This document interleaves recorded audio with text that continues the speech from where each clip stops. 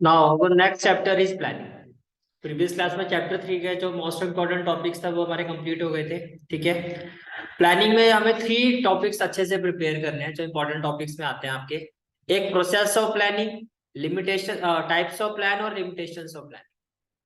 ठीक है, before proceeding with all this topic सबसे पहले हमें ये समझना है कि प्लानिंग होता क्या है। तो अगर मैं प्लानिंग की बात करता हूँ तो प्लानिंग है क्या? Can I say that planning can be defined as thinking in advance. किसी चीज को बारे में पहले से सोचना। भाई फ्यूचर फोरकास्ट ही तो होता है इसमें। मीन्स क्या करना है, कैसे करना है, कौन करेगा, what to do, how to do, by whom and when is to be done, और कब करना है। That is planning. This function of management help in bridging the gap between where we are and where we want to. Means अभी आप कहाँ खड़े हो, this is the present scenario, कहाँ पहुंचना चाहते हो, इसके लिए आप जो करते हो वो क्या करते हो, प्लानिंग करते हो। तो काइंड ऑफ एक ब्रिज होता है ये planning. Planning is a bridge जिसके ऊपर चल के या जिसके थ्रू हमें जहां पहुंचना है, जो हमारा टारगेट है, जो हमारा गोल है, वो हम अचीव कर सकते। Planning is a bridge between our present position and the future position where we want to go. Clear हो गया? ठीक है, अब हम फर्स्ट टॉपिक की बात करते हैं। तो फर्स्ट मोस्ट इंपॉर्टेंट टॉपिक आता है आपका, that is process of planning. तो जहां तक प्रोसेस ऑफ प्लानिंग की बात है, प्लानिंग प्रोसेस की बात आती है आपकी, तो इसमें पहला टॉपिक आता है आपका सेटिंग ऑब्जेक्टिव। देखो 7 आपके प्रोसेस होते हैं। अगर मैं प्रोसेस की बात करूं तो कितने प्रोसेस होते हैं? 7। Setting objective, developing premises, identifying alternative course of action, evaluating alternative courses, selecting an alternative, implementing the plan, follow up action. ये 7 प्रोसेस होते हैं प्लानिंग के। एक एक करके प्रॉपरली इन चीजों को समझते हैं कि ये होते क्या है। देखो अगर मैं फर्स्ट प्रोसेस की बात करता हूँ, दैट इज सेटिंग ऑब्जेक्टिव। भाई सिंपल सी बात आप ऐसे समझो, मैंने कहा चलो प्लान करते हैं, किस चीज को लेके करना ये तो पता हो। प्लान करना किस चीज को है?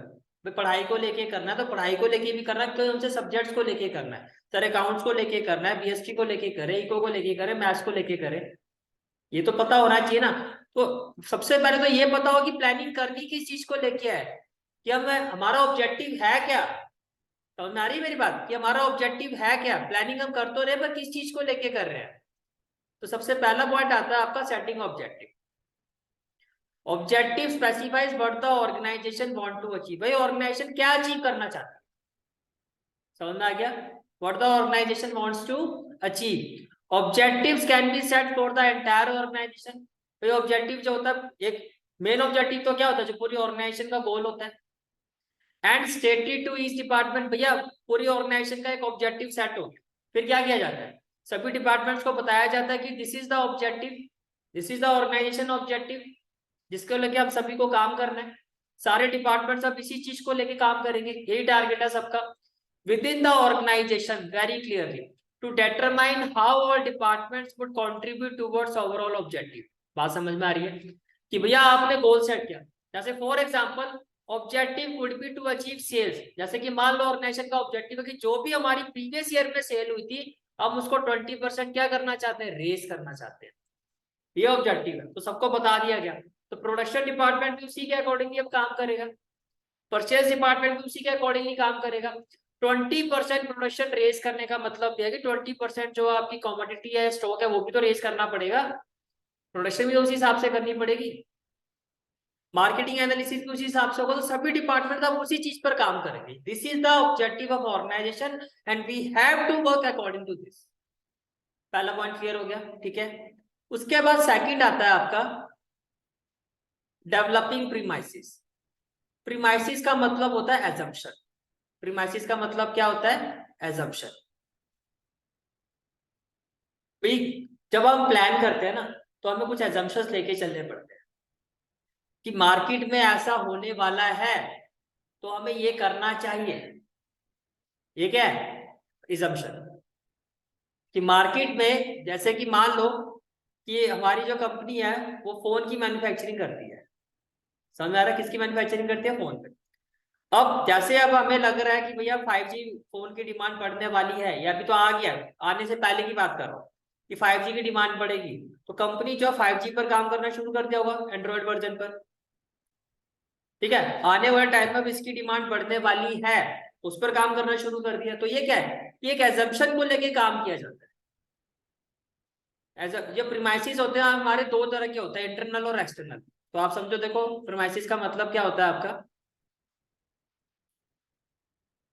The rate of success of planning will be in direct proportion to the rate of the success of forecasting. भैया किसी भी प्लानिंग की सक्सेस इस चीज पर डिपेंड करती है कि जो आपने एजम्पशन लिया है, जो आपने फोरकास्टिंग किया कि ऐसा होगा, वो कितनी ठीक किया, किस हद तक वो ठीक। जैसे कि मान लो हम बोर्ड एग्जाम्स की प्रिपरेशन कर रहे हैं, राइट। तो मैंने ये आपको आपको पता, जब स्टार्टिंग में भी कहा जा रहा था कि सर 15 अराउंड पेपर शुरू हो जाएंगे फैब में, तब भी मैंने कहा था नहीं 15 फैब के आसपास नहीं शुरू होंगे, फैब एंड में मार्च के फर्स्ट वीक से शुरू होंगे। तो डेट शीट देखो वैसी आई है आपकी। ठीक है, अब मान लो कि आप, मैंने कहा कि फैब एंड में या मार्च के फर्स्ट वीक से मेन पेपर आपके स्टार्ट होंगे, और ये भी कहा था कि हर पेपर में आपको ठीक ठाक छुट्टियां मिलेंगी, पूरा मार्च आपका उसमें जाता ही जाता है। ठीक है, अब मान लो ऐसा ना होता और बाकी में पेपर 15 से शुरू हो जाते, तो एटलीस्ट 15 दिन तो वैसे ही खत्म हो गए जो मैं एक्स्ट्रा लेके चल रहा था, कि भाई हमारे साथ तो पूरा फैब हमारा आगे तक का टेस्ट सीरीज या किसी ना किसी चीज में यूज होता रहेगा।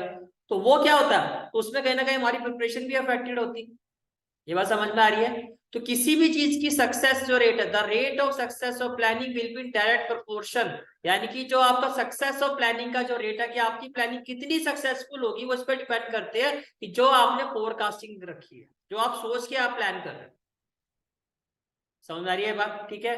एजम्पशन और प्रीमाइसिस कितनी तरह के होते हैं, दो तरह के होते हैं, एक होता है इंटरनल, एक होता है एक्सटर्नल। ये बात समझ में आ रही है, ठीक है। अब देखो इंटरनल प्रीमाइसिस का मतलब क्या है, पहले थोड़ा सा मैं आपको बताता हूँ। इंटरनल प्रीमाइसिस का मतलब ये होता है कि विद इन द ऑर्गेनाइजेशन जो हम एजम्पशन लेके चलते हैं, जैसे कि हम एक प्रोडक्ट बना रहे हैं जिसमें हम 100 रॉ मटेरियल यूज कर रहे हैं, तो मुझे लगा कि आगे भी इसी के साथ हम कंटिन्यू करेंगे, या आगे भी चलेगा। जो मेरे पास टीम है, ये टीम मेरे साथ आगे भी रहेगी, जिनके साथ मैं अपने प्लान डिस्कस कर रहा हूँ, आगे भी मैं इसी टीम के साथ जाने वाला हूँ। ये एजम्पशन हमें लेके चलना पड़ता है। जैसे कि मैंने कहा कि हम अपनी सेल्स को 20% रेस करेंगे, तो इतने कॉन्फिडेंस से मैं कह रहा हूँ रेस करेंगे, क्योंकि मेरे पास वैसी टीम है। कहीं ना कहीं मैं ये भी तो मान रहा हूँ कि ये टीम मेरे साथ आगे चलेगी, ये मानना पड़ रहा है ना मुझे। अगर नहीं, सडनली वो टीम ही जो इतनी एक्सपीरियंस टीम मेरे साथ काम कर रही है, जो इतना मैं उनको सिखा चुका हूँ, जो वो पूरी ट्रेनिंग ले चुके हैं, अब सडनली मैं मान रहा हूँ कि वो साथ में सडनली वो छोड़ के चले जाए, तो क्या वो टारगेट अचीव करना इतना इजी होगा? हो सकता है कि जो प्रीवियस सेल है वो भी ना हम अचीव कर पाए, क्योंकि नए नए लोग आएंगे, उनको फिर सब कुछ बताना पड़ेगा। तो हम जब कोई भी चीज लेते हैं तो हम एक एजम्पशन लेके चलते हैं। अच्छा, दूसरी बात है कि इंटरनली तो ये हो गया। एक्सटर्नली क्या होता है कि बाहर जो गवर्नमेंट की पॉलिसीज है वो इस तरह की आने वाली, जैसे कि मैंने कहा कि भैया जीएसटी आने वाला है, मान लो जीएसटी अभी आया नहीं, आने वाला है। अब ये मान के चल रहा हूँ कि जीएसटी आने से हमारे जो प्रोडक्ट का रेट है वो बढ़ जाएगा, बढ़ने से कहीं ना कहीं इसकी डिमांड में फर्क आएगा, तो प्रोडक्शन भैया कम करो, ये मैं मान के चल रहा हूँ। क्योंकि जब एकदम रेट बढ़ेगा तो कहीं ना कहीं पब्लिक उसकी ऑब्वियसली अपोजिट रिएक्शन आने के पूरे चांसेस है। या मैं ये कह रहा हूँ कि हमारे पास एक प्रोडक्ट है, इसकी पैकेजिंग चेंज कर देते हैं, चेंज करेंगे, थोड़ी और अट्रैक्टिव पैकेजिंग करेंगे, तो हो सकता है इसकी डिमांड बढ़ जाए, और अपने पैकेजिंग चेंज कर दी। अब हो सकता है कि पहले वाली जो पैकेजिंग थी वो लोगों को ज्यादा अट्रैक्टिव लगी, ये उतनी अट्रैक्टिव नहीं लगी। जैसे मैगी, मैगी कितने सालों से हम देख रहे हैं उसकी पैकेजिंग चेंज नहीं हुई, क्योंकि मैगी की जो पैकेजिंग है उसको देख के ही लोग, मतलब वो एक तरह से साइलेंट सेल्समैन वाली बात है, पढ़ा था ना हमने पैकेजिंग में, चीज को देखा और आपने कहा कि यार ये चीज अच्छी है, इसको खरीद लेते हैं, ये चीज अच्छी है, इसको हम क्या करते हैं, खरीद लेते हैं। तो मैगी वाले क्यों चेंज नहीं करते? क्योंकि उनको पता है ये एक रिस्क हो जाएगा, क्योंकि छोटे से लेके बड़े के दिमाग में वो एक उसकी जो पैकेजिंग है वो उसके दिमाग में बैठी हुई है सबकी। It will B a huge risk अगर वो सडनली पैकेजिंग को चेंज कर। समझ में आ रहा है? तो वो नहीं करते। मेरी बातें समझ में आ रही है, ठीक है। तो इंटरनल प्रेमाइसिस का मतलब क्या होता है, पहले तो समझना कि प्रेमाइसिस का मतलब एजम्पशन, फ्यूचर फोरकास्ट, फ्यूचर को लेके जो हम सोच के बैठे होते हैं। Internal premises are those which exist within the business enterprises, ये वो एजम्पशन है जो हम अपने ऑर्गेनाइजेशन में मान के चलते हैं कि ऐसा होगा। दिस में इंक्लूड मैन, जो आपके साथ काम कर रहे हैं, जो आपके यहाँ टीम है, आप मान के चल रहे हो कि सालों साल तक मेरे साथ ही चलेगी, या अगले साल का जो मैं टारगेट ले रहा हूँ वो क्यों ले रहा हूँ, क्योंकि ये लोग मेरे साथ आगे भी रहेंगे। मटेरियल, जो रॉ मटेरियल हमारे पास है, जो क्वालिटी ऑफ रॉ मटेरियल हमें अवेलेबल हो रहा है, हम ये मान के चलते हैं वो आगे भी अवेलेबल होता रहेगा। फाइनेंस रिसोर्सेज जो हमारे पास है वो आगे भी हमारे पास रहेंगे। जैसे आपने कहा कि भैया बिजनेस की हम अपने बिजनेस को एक्सपेंड करेंगे, कि हमारा फाइनेंशियल रिसोर्सेज है। अब आप ये मान के चल रहे हो कि जो आपका प्रॉफिट, जो आपके बिजनेस में प्रॉफिट आ रहा है वो आगे भी चलेगा, यही मान रहे हो, तभी तो एक्सपेंड कर रहे हो, तो क्यों करोगे? अब क्या ऐसी गारंटी है? हो सकता ना सडनली मान लो जैसे कि आपका होटल का बिजनेस है और आपने होटल की बहुत सारे होटल्स की ब्रांचेस आपने मतलब इन्वेस्टमेंट कर दी जगह जगह पे इंडिया में और थ्रू आउट द कंट्री, आपने आपने नए नए अपने होटल्स की ब्रांच खोल दी। हमारा होटल्स पहले दिल्ली में था, अब चंडीगढ़ में भी है या गोवा में भी है, हर जगह हमने कर दिया। सडनली कोरोना सिचुएशन आ गई, क्या आपके माइंड में वो था? नहीं था ना। तो आपकी जो फोरकास्ट थी वो एज इट इज हुई जैसे आप सोच रहे थे वैसा हुआ नहीं हुआ ना, तो आपका प्लानिंग भी सक्सेसफुल अब नहीं होगा। बिकॉज जो आपकी फोरकास्ट थी, जो आपने एजम्पशन लिया था, वो आपका क्लिक नहीं किया। आप समझ में आ रही है बातें? ठीक है। एंड मेथड्स, जिन मेथड के साथ हम प्रोडक्शन कर रहे हैं आगे भी हम इसी के साथ करेंगे, क्योंकि अभी सक्सेसफुल हो तो आगे भी होगा, आपने यही माना ना, और उसी के साथ आपने फिर उसको कर भी दिया। पर हो सकता है आगे आने वाले टाइम में जिस प्रोडक्ट को आपने सेम मेथड के साथ अब बना के भेजा है, आगे को नई टेक्नोलॉजी आ गई, जिसमें जिस नई टेक्नोलॉजी से जो प्रोडक्ट मार्केट में आया है आपके कॉम्पिटिटर का, उसकी क्वालिटी आपसे ज्यादा अच्छी आ गई, क्योंकि उसका जो मेथड था वो आपसे ज्यादा इफेक्टिव निकला। अब जो आप सोच के चल रहे थे वो फेल हो गई बात, तो आपकी प्लानिंग में क्या होगी? फेल हो जाए, क्योंकि आपका प्रोडक्ट कहीं ना कहीं डिमांड में पीछे हो जाएगा। समझ आ रही है? पर ये एजम्पशन लेना जरूरी है ना? जरूरी। क्या आप इस चीज को, ऐसा हो सकता है कि आप भैया एजम्पशन नहीं लोगे तो आगे फिर पढ़ोगे कैसे? मुझे ऐसा लग रहा है, ये तो जरूरी है। आप अपनी स्टूडेंट लाइफ में भी देखो, मुझे ऐसा लग रहा है प्री बोर्ड एग्जाम में मुझे लग रहा है कि जो सैंपल पेपर सीबीएसई का है यहाँ से क्वेश्चन ज्यादा आएंगे, तो मैं उसको ज्यादा करके जाऊँ। ये आपको लगा, आपने करके चले गए, हो सकता है वहां से क्वेश्चन ना आए। अगर आ गया तो आपका प्लान क्लिक कर गया, सक्सेस रेट ज्यादा हो जाएगा प्री बोर्ड में। नहीं है सर, मैं ये सैंपल पेपर करके गया था, बोर्ड का आया नहीं, कोई और ही पेपर मैम ने दिया होता, क्वेश्चन पता नहीं कहाँ कहाँ से आए थे। जैसे आप लोग कहाँ कहाँ पे चले जाते, कहाँ कहाँ होता तो यही कहीं है, पर आप कहाँ कहाँ से आए पता नहीं चला। ठीक है। तो competence of managerial personnel and skill of labour force are some of the important internal premises. इसी तरह से क्या होता है आपका एक्सटर्नल प्रीमाइसेस। एक्सटर्नल प्रीमाइसेस में क्या होता है? Centre around the market and derive from the external environment. Business environment अब अच्छे से हम कर चुके हैं, तो हम लोग ये कुछ मान के चलते हैं गवर्नमेंट की पॉलिसीज ऐसी होंगी, या जो चल रही है गवर्नमेंट इसी पॉलिसीज के साथ आगे जाएगी। गवर्नमेंट ने जो टैक्स रेट रखा हुआ गवर्नमेंट उसको नहीं बढ़ाएगी, या ये लग रहा है कि उस पर सब्सिडी मिल जाएगी। Surrounding the business, for example product market, money market, population growth, government policies, business cycle, technological changes, इसमें आप कुछ एजम्पशन लेके चल रहे हो। समझ में आ गया? ठीक है।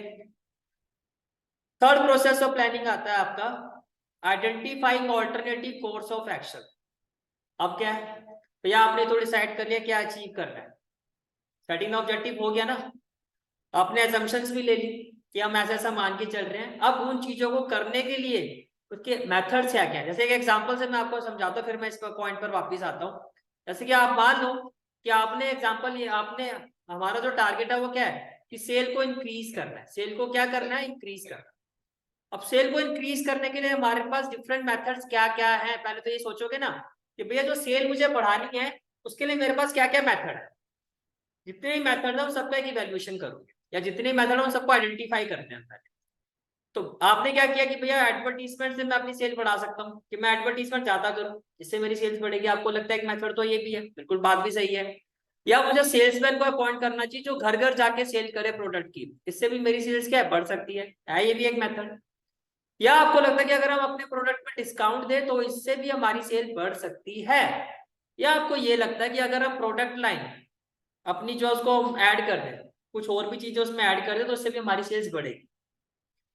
अब ये हो गया, आपने ये देखा कि सेल बढ़ाने के क्या क्या मेथड है, तो इसको कहते हैं identify alternative course of action की whatever the organization objective is, what are the possible methods by whom we can achieve that objective। ये क्लियर हो गया? ठीक है। तो क्या है, after setting the objective manager make a list of alternative through which the organization can achieve its objective, as there can be many ways to achieve the objective and manager must know all of them। तो पहले तो आपके पास वो knowledge होनी चाहिए कि भैया इस ऑब्जेक्टिव को अचीव करने के these are the different sort of methods. वो सारे मेथड्स की आपने एक लिस्ट बना ली, आइडेंटिफाई कर ली। अब आपको इसमें से क्या करना है, बेस्ट पॉसिबल मेथड को चूज करना है। यानी कि आप इनका क्या करना है, इवैल्यूएशन करना है। यानी कि अब आपको ये देखना है कि हर मेथड में क्या प्लसेस है क्या माइनस, इस मेथड में क्या प्लस है, इस मेथड के क्या पॉजिटिव पॉइंट है क्या नेगेटिव है, सभी मेथड क्या प्लस और माइनस पॉइंट है। समझ में आ रही है मेरी बात? ठीक है। तो नेक्स्ट प्रोसेस जो होता है प्लानिंग का, that is evaluating alternate courses. Evaluating alternate courses, इसका क्या मतलब हुआ, after identifying various alternative positive and negative consequences of their implementation are discussed. हम ये देखेंगे कि उनके पॉजिटिव पॉइंट्स क्या और नेगेटिव पॉइंट्स क्या in the light of objective to be achieved. Then managers और डिफरेंट फील्ड में have different opinion on method identified. भैया हो सकता है मुझे जो लगता है ये मेथड ज्यादा सुटेबल है, हो सकता है आपको ना लगता हो। जैसे कि मैंने अभी आपको एक सेल वाला एग्जांपल दिया था कि मैंने कहा सेल्स बढ़ाने के लिए हो सकता है हम अपने प्रोडक्ट की पैकेजिंग क्या कर सकते हैं, चेंज कर सकते हैं। मुझे ऐसा लगता है, लेकिन हो सकता है कि जो दूसरा मैनेजर है, तो दूसरा डिपार्टमेंटल मैनेजर है, उसकी ये सोच है कि सर हमारा जो प्रोडक्ट है वो ज्यादातर जो है साइलेंट सेल्समैन वाला काम ही होता है इसका। यानी कि लोगों को इसकी पैकेजिंग इतनी अट्रैक्टिव लगती है कि लोग देखते ही उसको खरीद लेते हैं। तो ये बहुत बड़ा रिस्क होगा अगर हमने उसकी पैकिंग को क्या कर दिया, चेंज कर दिया। तो देखो, तो यही बात की जा रही है कि मैनेजर और डिफरेंट फील्ड में have different opinion on method identified, discussion on such method helping finding possible consequences. तो क्या होता है, मीटिंग रखी जाती है और इन पॉइंट्स को रखा जाता है, भाई आपकी क्या सोच है, आपको क्या लगता है। सारे डिपार्टमेंटल मैनेजर जो भी होते हैं टॉप लेवल सारे बैठ के एक मीटिंग करते हैं। जैसे कि एग्जांपल के तौर पर, in order to increase sales top level management is thinking to change the packaging of product. फिर टॉप लेवल मैनेजमेंट को ये लगता है कि भैया प्रोडक्ट की पैकेजिंग को चेंज कर देते हैं। वंस वी डू दैट हमारी सेल क्या हो जाएगी, इंक्रीज हो जाएगी। टॉप लेवल को ये लगता है। अब आगे देखो, but in discussion with the marketing manager, लेकिन जब मार्केटिंग मैनेजर को ये बात बताई गई कि मेनली तो इस चीजों के टच में कौन होता है, मार्केटिंग मैनेजर होता है, वही पूरा सर्वे वगैरह करते हैं। It is found that new packaging में result in decline of sales. Marketing manager कह रहा है नहीं सर, अगर हम ऐसा करते हैं तो हो सकता है कि हमारी सेल्स बढ़ने की जगह जो पहले से बढ़ी हुई है वो भी कम हो जाए। क्यों उसको ऐसा लगता है, as majority sales comes from self service outlet, क्योंकि हमारे प्रोडक्ट की जो ज्यादातर जो सेल्स है वो सेल्फ सर्विस आउटलेट है। और अगर सेल्फ सर्विस आउटलेट से सेल होने का मतलब क्या है, कि वो सेल किसके बेसिस पर हो रही है, on the basis of packaging, where packaging work as a silent salesman and customer already have set image of product packaging in mind। बोलो भाई, क्लियर हुआ पॉइंट? फोर्थ प्रोसेस भी क्लियर हो गया कि फोर्थ प्रोसेस में हम क्या करते हैं, इवैल्यूएशन करते हैं। ठीक है, अब क्या करोगे, अब आप चूज करोगे। आपने देख लिया सभी के प्लस और माइनस, पहले आपने आइडेंटिफाई किया, फिर आपने देख लिया कि किस मेथड के क्या प्लस है क्या माइनस है। अब आपने सब कुछ देखने के बाद अब बेस्ट पॉसिबल मेथड को आप चूज करोगे। समटाइम्स क्या होता है, it is very difficult to choose one method, तो हम क्या करते हैं, एक की जगह दो मेथड के साथ भी चले जाते हैं या मोर देन टू मेथड्स के साथ भी चले जाते हैं, लेकिन उनको एक रेशियो में डिवाइड करते हैं। तो the idea plan would be the most feasible, profitable and with least negative consequences. यही होता है ना कि आइडियल प्लान कौन सा होगा हमारे लिए, जो मोस्ट फिजिबल होगा, मोस्ट प्रॉफिटेबल होगा और जिसमें लीस्ट कम, सबसे कम नेगेटिव कॉन्सिक्वेंसेस होगी, वही हमारे लिए आइडियल प्लान होगा या बेस्ट मेथड होगा। समझ में आ गया यहाँ तक? ठीक है, means after a careful analysis of different alternative, the best one is selected and one of such alternative is adopted and the other is kept in reserve, because in case of future forecast proves wrong then the reserve one is applied। अब देखो ध्यान से, हो सकता है कि आपको लग रहा हो कि भैया पैकेजिंग जो है इसको चेंज करते हैं, कर देते हैं और इससे जो हमारे मेथड की जो सेल है वो बढ़ जाएगी, और आपने ऐसा कर भी दिया। लेकिन दूसरा ये था कि भाई पैकेजिंग को नहीं चेंज करना चाहिए, तो इस ऑप्शन को भी आपने अपने साइड में रखा हुआ, प्लान का पार्ट रखा हुआ। आपने चलो एक्सपेरिमेंट करके देखते हैं ना, यू ट्राइड दैट एक्सपेरिमेंट। आपने उस एक्सपेरिमेंट को ट्राई किया और जैसा आपने ट्राई किया तो हुआ क्या, आपकी जो सेल्स है वो बढ़ने की जगह क्या होगी, कम। नाउ क्या करना चाहिए, सी पैकेजिंग पे वापस जाना चाहिए। सी पे वापस जाना ठीक रहेगा, ये तो गलत स्टेप हो गया। तो वो ऑप्शन आपने रखा हुआ था रिसर्च, या मुझे लगता है कि भैया एडवर्टीजमेंट के थ्रू अगर हम वो करेंगे तो क्या होगा, हमारी सेल्स बढ़ जाएगी। और बाकी मैनेजर्स की राय ये है, टॉप लेवल मैनेजमेंट को लगता है कि एडवर्टीजमेंट के पर ज्यादा खर्चा किया जाए तो सेल्स बढ़ेगी। बाकी मैनेजर्स को लगता है, डिपार्टमेंटल मैनेजर्स को, मार्केटिंग मैनेजर को ये लगता है कि अगर हम डिस्काउंट दे प्रोडक्ट में तो सेल्स बढ़े। अब हमने क्या किया कि हम एडवर्टीजमेंट के साथ चले गए और काफी पैसा डाल दिया, लेकिन एडवर्टीजमेंट से वो रिस्पॉन्स नहीं आया विच वी आर एक्सपेक्टिंग। तो दूसरा मेथड क्या था हमारे पास, जो उसी के साथ का जो काफी नेक एंड नेक था, डिस्काउंट वाला, तो उस पर जाना चाहिए फिर। तो यही चीज यहाँ पर बात हो, समझ में आ रही है बातें, ठीक है। फिर आपका नेक्स्ट प्रोसेस आता है आपका इम्प्लीमेंटिंग द प्लान। भैया सब मेथड भी चूज कर लिया, अब क्या करने की बारी आई है, अब उसको इम्प्लीमेंट करने की बारी। और इम्प्लीमेंट करने के लिए मुझे क्या चाहिए, रिसोर्सेज। मैंने कहा एडवर्टीजमेंट के साथ जाते हैं, तो एडवर्टीजमेंट के लिए फाइनेंस की जरूरत होगी। और किस लेवल पर किस तरीके से एडवर्टीजमेंट करनी है, टीवी के थ्रू करनी है, न्यूज़पेपर के थ्रू करनी है, किस किस रिसोर्सेज पर कितना कितना कैसे कैसे करनी है। अब उन रिसोर्सेज को के ऊपर उन रिसोर्सेज को अरेंज करने की बात आती है, समझ में आ गया। तो इम्प्लीमेंटिंग द प्लान का मतलब concern with putting the plan into action. Planning हो गई, फाइनल डिसीजन हो गया, अब भैया बारी आती है एक्शन। अब उसको इम्प्लीमेंट करना है, जो भी फाइनल डिसीजन हो उसके साथ जाओ।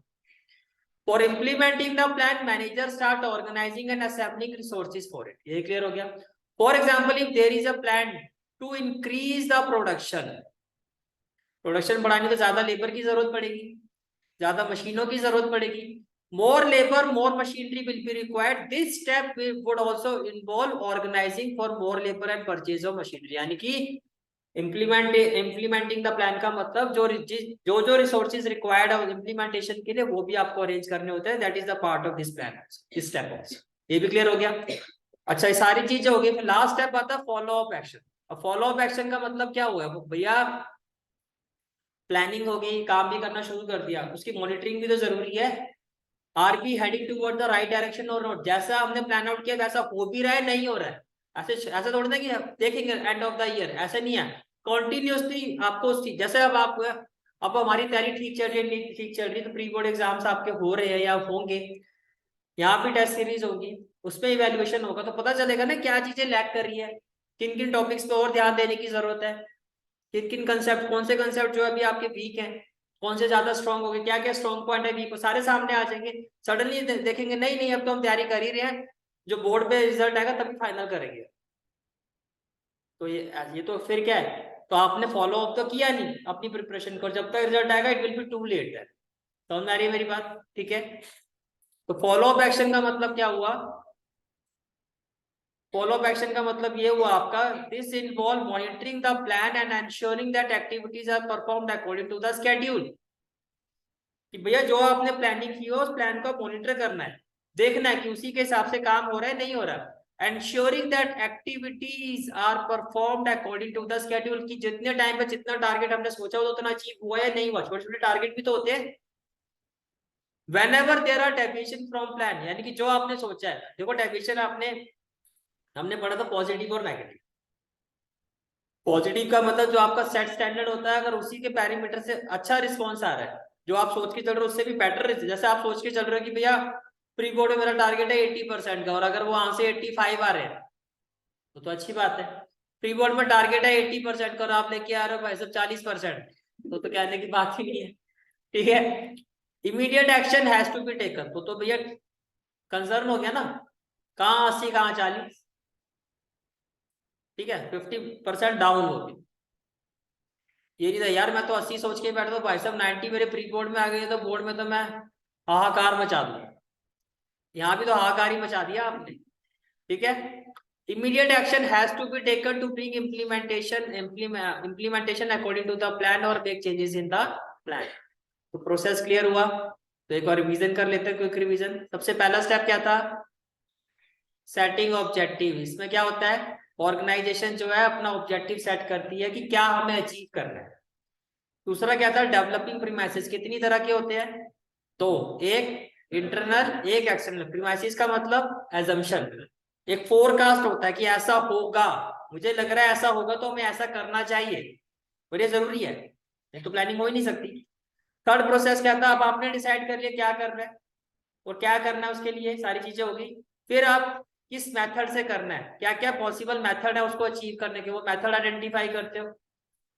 फिर आप सभी मेथड्स का इवैल्यूएशन करते हो कि सभी मेथड्स के प्लस और माइनस देखते हैं। फिर जो मोस्ट फिजिबल, मोस्ट प्रॉफिटेबल और लीस्ट नेगेटिव कॉन्सिक्वेंसेस वाला मेथड होता है हम उसको सिलेक्ट करते हैं। सब कुछ होने के बाद फिर हम इम्प्लीमेंटेशन यानी कि अब एक्शन वाला काम आ गया, अरेंजमेंट ऑफ रिसोर्सेज करते काम करना शुरू करते हैं। और लास्ट में फिर जब हम इम्प्लीमेंटेशन होता है उसको कंटिन्यूसली मॉनिटरिंग करते हैं कि एज पर अवर स्टैंडर्ड चीजें हो रही है नहीं हो रही है, as per our target we are moving or not. These are the 7 process of planning. Clear हो गया कंसेप्ट? ठीक है।